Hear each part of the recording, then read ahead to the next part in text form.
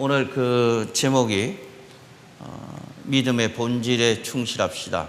올 한 해는 믿음의 본질에 충실했으면 좋겠습니다. 믿음의 본질에 충실했으면 좋겠습니다. 오늘 본문은 다윗이 그의 아들 압살롬의 반역을 피하여 도망가면서 지었던 시입니다. 그는 파란만장한 인생을 살았습니다. 그는 목동에서 한 나라의 집권자 이스라엘의 임금으로 또다시 아들의 반란을 피하여 도망자로 그리고 다시 왕으로서의 복귀. 그는 평범한 인생을 결코 산 사람이 아닙니다. 그는 정말 이스라엘의 집권자였음에도 불구하고 왕이었음에도 불구하고 그의 인생은 파란만장했습니다. 그리고 그의 인생의 가장 어두운 시간에 오늘 이 본문을 기록했다는 사실이에요. 그래서 이 본문을 처음부터 끝까지 곰곰하게 따져보면서 생각하면서 읽어보면 그가 얼마나 그의 인생의 내면이 공고했는지를 알 수가 있습니다. 결론적으로 우리가 아무리 세상적으로 성공한 삶을 살았다 할지라도 우리의 삶의 본질을 떠나서 산다면 그 성공의 한복판에서는 결코 탄식할 수밖에 없다라는 이야기입니다. 따라서 우리는 여기서 이런 질문을 해야 됩니다. 그러면은 믿음의 사람들에게 있어서 본질적으로 신앙의 본질은 뭐냐라는 거예요. 신앙의 본질. 그것이 오늘 저와 여러분이 나눌 핵심 이슈 가운데 아주 중요한 포인트입니다. 믿음의 본질. 오늘 그 질문에 대한 답을 얻기 위해서 우리 오늘 이 텍스트를 선정한 이곳에서 세 가지 사실을 믿음의 본질이라고 얘기하는 것을 발견할 수가 있습니다. 첫 번째 팩트 체크. 믿음의 사람들에게 본질은 예배입니다. 예배가 믿음의 본질이라고 얘기합니다. 그럼 그 증거가 뭐냐라는 거죠. 그래서 그것은 62편 표제에 보면은 뭐라고 기록해 놨습니까? 다윗의 시 인도자를 따라 여두둔의 법칙에 따라 부르는 노래 이렇게 기록해 놨습니다. 그렇다면 여기서 여두둔이라는 게 뭐냐라는 거죠. 여두둔이라는 것은 사람입니다. 역대상 16장에 보면은 특별히 여두둔이라는 사람의 신분에 대해서 설명해 놓았는데 여두둔은 오늘 우리식으로 말하면은 싱어송라이터입니다. 직접 곡을 쓰고 직접 노래를 불렀던 사람. 다윗의 시를 곡을 붙여서 찬양을 인도했던 사람. 솔리스트라고 이야기해도 되고 어쨌든 그는 전문적인 찬양 인도자였습니다. 자, 이는 무엇을 의미합니까? 다윗은 그만큼 예배를 중요하게 여겼다는 거예요. 중요하게. 그렇다면 다윗은 이것을 어디에서 교훈을 받았을까? 여러분, 다윗 왕은 이스라엘의 몇 대 왕입니까? 두 번째 왕입니다. 첫 번째 왕은 사울 왕이었어요. 그런데 사울 왕의 몰락을 가만히 보니까 사울이 자기 방식대로 예배를 드리거든요. 그래서 사울 왕을 기름 부어 세웠던 사무엘 선지자가 당신이 왕의 말씀을 버렸으므로 하나님도 당신을 버렸나이다. 그러면서 그 바로 정부절에 순종이 제사보다 낫습니다. 이 말은 예배가 필요 없다는 말이 아니에요. 당신의 방식대로 드리는 그 예배는 하나님이 받지 않는다는 거예요. 그 말씀의 배경은 이렇습니다. 아말렉과 전쟁을 치르고 난 다음에 거기서 얻은 전리품을 모조리 다 살육하고 죽이고 불태우라고 했는데 그는 살찐 송아지와 염소를 숨겨놨어요. 근데 그러다가 걸렸단 말이에요. 그래서 그것을 사무엘 선지자가 사울에게 책망을 하니까 다음 제사 때 쓰기 위해서 제물로 쓰기 위해서 숨겨놨다고 변명을 합니다. 그는 자기가 한 것이 아니라고 그 책임을 자기 신하들에게 돌립니다. 그럴 때 사무엘이 사울을 책망하면서 순종이 제사보다 낫다.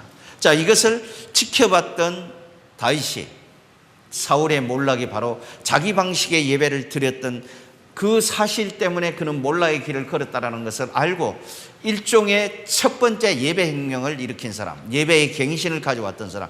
단순히 하나님의 말씀만 선포돼서는 안 된다. 하나님의 말씀이 더 풍요롭게 우리가 느끼고 우리가 더 풍요로운 하나님 안에 들어갈 수 있는 것은 하나님을 향한 우리가 부르는 찬양이다.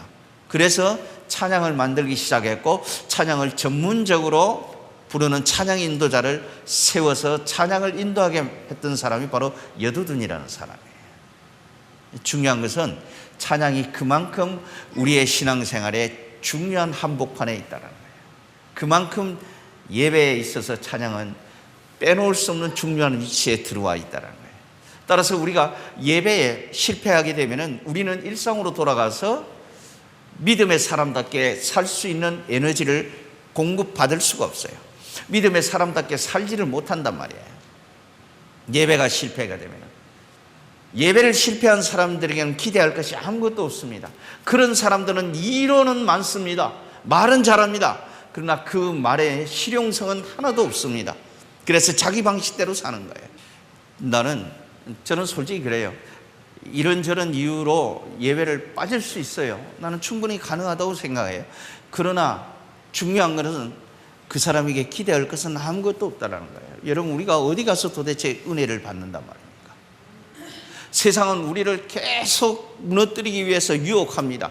그 유혹 앞에서 내가 당당하게 맞서 싸울 수 있는 에너지는 어디서부터 공급을 받아요? 여러분, 예배로부터 시작된다는 사실을 믿으시기를 바랍니다. 그래서 예배가 우리의 신앙생활의 모판이 되어야 되고 예배를 통해서 우리의 모든 하나님의 은혜가 회복된다는 사실을 여러분 기억하는 자가 되기를 축복합니다. 그래서 예배는 사람을 바꾸는 위대한 능력이 있어요. 이거는 내 말이 아니에요. 여러분, 우리는 요한복음 4장에 보면 사마리아 여인과의 대화에서 우리는 얼마든지 봅니다. 그는 사마리아 여인, 우물가의 그 여인, 그는 너무너무 부끄러워서 사람이 아무도 다니지 않은 그 이스라엘 사막의 나라에서 그 정오에 너무너무 뜨거워서 사람이 다니는 그 정오에 자기가 먹을 물을 기르러 왔어요. 그런데 거기 누가 계셨어요? 예수님이 계셨어요. 예수님과 사마리아 여인. 그래서 대화를 나누다가 자기의 그 추한 모습, 6번째 남편을 갈고 함께 살아야 되는 그 기막힌 여인, 너무너무 부끄럽단 말이에요. 그러니까 너무 속된 이가 쪽팔리니까 대화를 싹 바꿔버려요. 어떤 대화로? 그 예배의 대화로 주제를 딱 바꿔요. 그래서 당신의 사람들은 예루살렘에서 예배를 드려야 되고 우리는 그림신산에서 드려야 된다는 거예요. 도대체 우리가 어떻게 드리는 것이 맞습니까? 예배의 주제로 끌고 가요. 그럴 때는 주님은 이렇게 말합니다. 예배는 장소가 문제가 아니야. 장소가 문제가 아니야. 부르신 곳에서 난 예배 안 해. 장소가 문제가 아닌 거야. 예배는 말이야, 영과 진리로 하나님 앞에 예배 드린 자를 하나님은 찾으신다 그랬어요. 하나님은 찾으신다. 영과 진리로. 여러분, 이것을 좀 더 포괄적으로 이야기해 볼까요?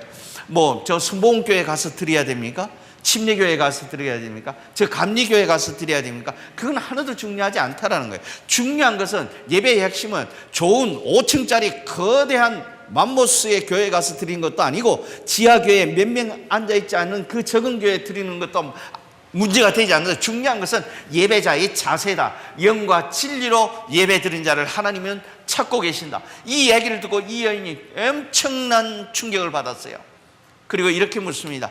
당신이 오신다는 그리스도이십니까? 그리 물으니까 내 말이 맞다고 그럽니다.